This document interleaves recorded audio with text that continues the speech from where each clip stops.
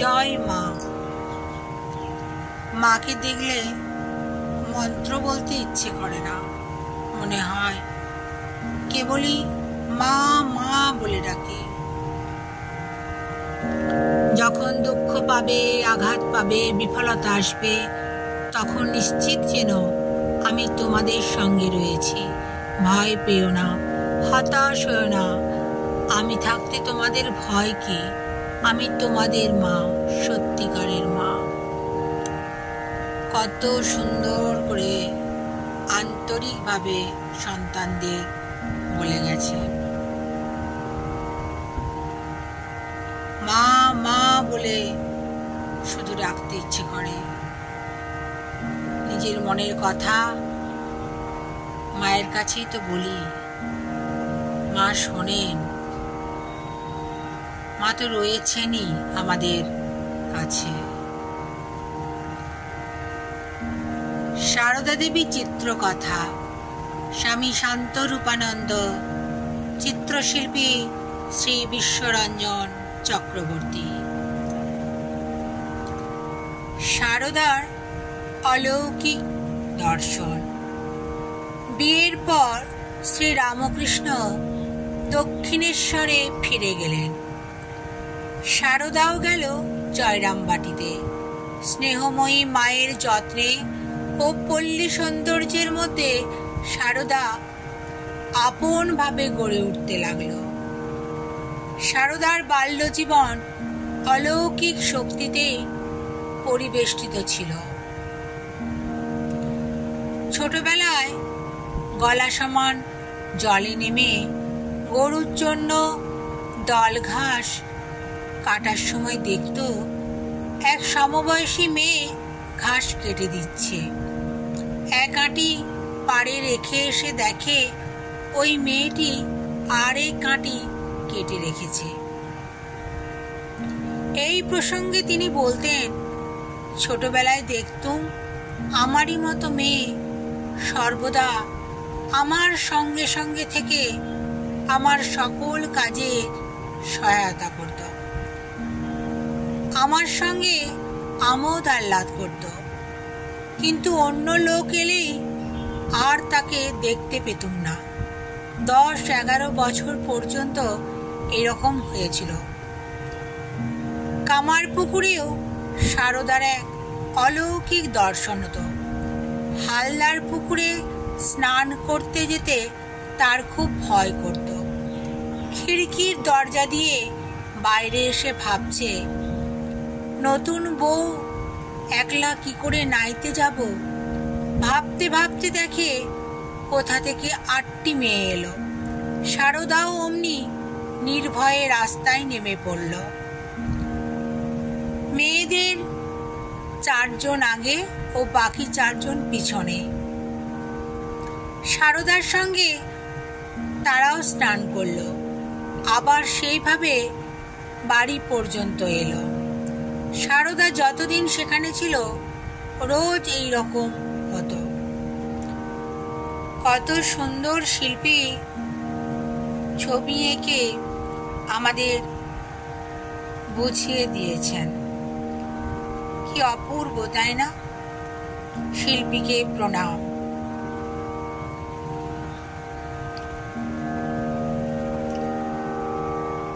দুর্ভিক্ষ পীড়িতদের সেবা। কি সুন্দর এঁকেছেন দেখুন, কত সুন্দর করে আমাদের বুঝিয়ে দিয়েছেন শিল্পী। জয় মা। দুর্ভিক্ষ পীড়িতদের সেবা। সারদা অত্যন্ত দরদি মেয়ে। অন্যের দুঃখে তার প্রাণ কাঁদে। দিন দুঃখীদের সেবায় এগিয়ে যায়। একবার জয়রামবাটি অঞ্চলে ভীষণ দুর্ভিক্ষ হয়। সারদার বাবার কিছু ধান সঞ্চিত ছিল। চারিদিকে হাহাকারে বিচলিত হয়ে তিনি অন্নসত্র খুলে দিলেন। নিজের ছেলে মেয়েরা পরে কি খাবে কিছুই ভাবলেন না। হাঁড়ি হাঁড়ি খিচুড়ি রান্না হতো। আর রামচন্দ্র বলতেন, বাড়ির সবাই এই খাবে, আর যে আসবে তাকেও দেবে। আমার সারদার জন্য খালি ভালো চালের 2টি ভাত করবে, সে আমার তাই খাবে। প্রতিদিন বহু লোক খেতে না পেয়ে রামচন্দ্রের বাড়িতে আসত। একদিন এমন হতো, এত লোক এসে পড়তো যে খিচুড়িতে কুলোতো না, তক্ষুনি আবার চড়ানো হতো। আর সেই গরম খিচুড়ি সব যেই ঢেলে দিত, শিগগির জুড়বে বলে ছোট্ট মেয়ে সারদা 2 হাতে পাখা দিয়ে বাতাস করত। আহা, খিদের জ্বালায় সকলে খাবার জন্যে বসে আছে। একদিন একটি বাগদি না ডোমের মেয়ে এসেছে, মাথায় ঝাঁকড়া চুল, চোখ একেবারে উন্মাদের মতো।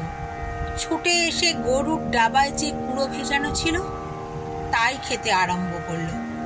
এদিকে যে সকলে ডাকছে বাড়ির ভিতরে খিচুড়ি খা, তার ধৈর্য মানছে না। খানিকটা কুড়ো খেয়ে তবে কথা তার কানে গেল। কত মানুষ খেতে আসছে দেখুন, আর কত যত্ন করে মা সারদা তালপাতার পাখা দিয়ে হাওয়া করছে খাবার ঠান্ডা করতে। অপূর্ব না?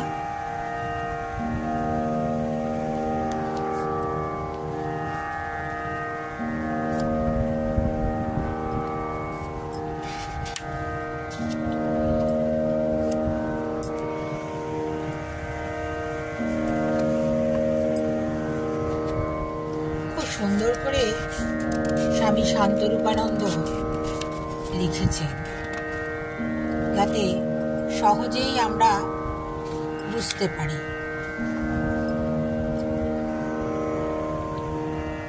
আর শিল্পীও কি সুন্দর করে এঁকেছেন।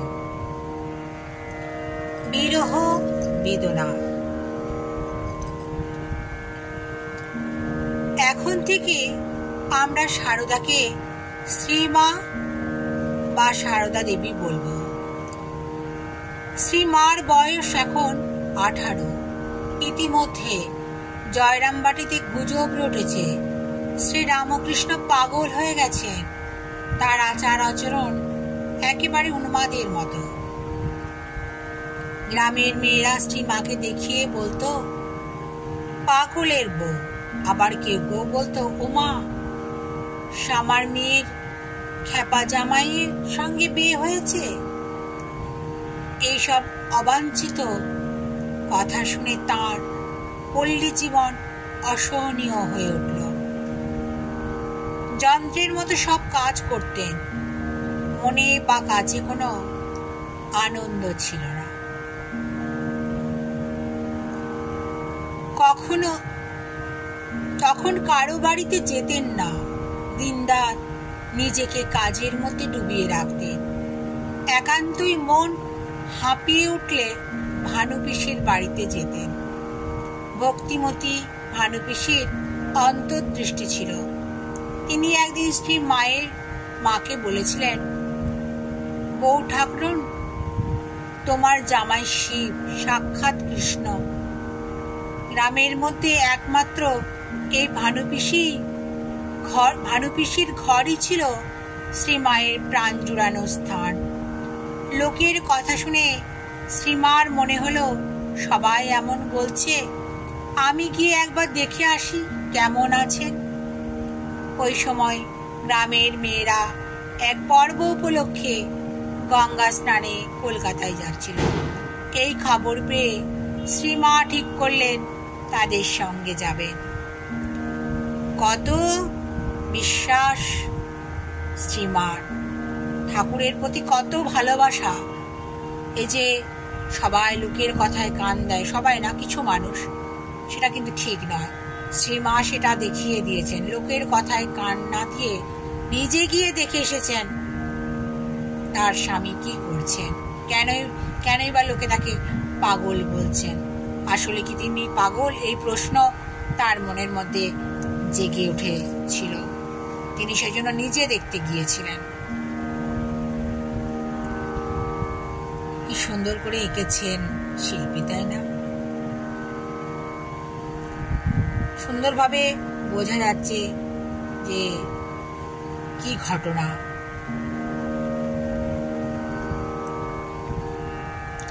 দক্ষিণেশ্বরের পথে 1872 খ্রিস্টাব্দের মার্চ মাসে তারা যাত্রা করলেন।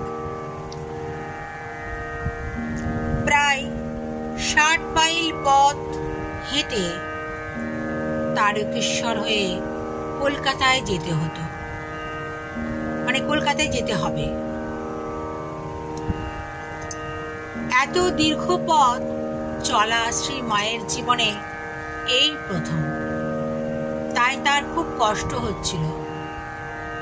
পথে শ্রী মায়ের প্রচন্ড জ্বর। অগত্যা রামচন্দ্র তাকে নিয়ে একটা চটিতে আশ্রয় নিলেন। তখন শ্রী মায়ের মনে দারুণ কষ্ট হচ্ছিল এই ভেবে দক্ষিণেশ্বরে শ্রী রামকৃষ্ণের কাছে বুঝি আর যাওয়া হলো না। শ্রীমা জ্বরে একেবারে বেহুশ। হঠাৎ দেখলেন বিছানার পাশে একটি মেয়ে এসে বসল। মেয়েটির রং কালো, কিন্তু এমন সুন্দর রূপ তিনি কখনো দেখেননি। মেয়েটি তার গায়ে মাথায় হাত বুলিয়ে দিতে লাগলো। এমন নরম ঠান্ডা হাত, গায়ের জ্বালা যেন তখনই জুড়িয়ে গেল। শ্রীমা জিজ্ঞাসা করলেন, তুমি কোথা থেকে আসছো গা? মেয়েটি বলল, আমি দক্ষিণেশ্বর থেকে আসছি। শুনে অবাক হয়ে শ্রীমা বললেন, দক্ষিণেশ্বর থেকে? আমি মনে করেছিলাম দক্ষিণেশ্বরে যাব, তাকে দেখব, তার সেবা করব, কিন্তু পথে এত জ্বর হওয়ায় আমার ভাগ্যে ওইসব আর হলো না। মেয়েটি বলল, সে কি, তুমি দক্ষিণেশ্বরে যাবে বই কি, ভালো হয়ে সেখানে যাবে, তাকে দেখবে, তোমার জন্যই তো তাকে সেখানে আটকে রেখেছি। শ্রীমা বললেন, বটে, তুমি আমাদের কে হও গা? মেয়েটি বলল, আমি তোমার বোন হই। তারপর শ্রীমা ঘুমিয়ে পড়লেন। সকালে উঠে দেখেন জ্বর নেই। আবার ধীরে ধীরে হাঁটতে লাগলেন। ভাগ্যক্রমে কিছু দূরে একটা পালকি পাওয়া গেল। শ্রীমাকে পালকিতে উঠিয়ে রামচন্দ্র হাঁটতে লাগলেন। শেষ পথটুকু নৌকায় চড়ে রাত 9টায় তারা দক্ষিণেশ্বরে পৌঁছালেন। কত মনের জোর! স্বামীকে সবাই পাগল বলছে, তাই তিনি বাবার হাত ধরে চললেন কলকাতার পথে, হাঁটা পথে। ভাবুন তো একবার, আমরা বেশিরভাগ লোকের কথায় কান দিই। মাকে দেখে কত শেখার আছে, তাই না? সত্যি মা, সত্যিকারেরই মা। কত মনে শক্তি আসে। মাই তো শ্রী রাধারানী, মাই লক্ষ্মী, মাই সীতা দেবী, মায়ের বিভিন্ন রূপে তিনি বিরাজিতা।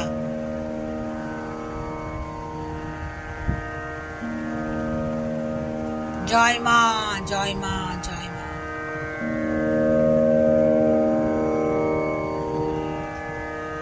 প্রণাম।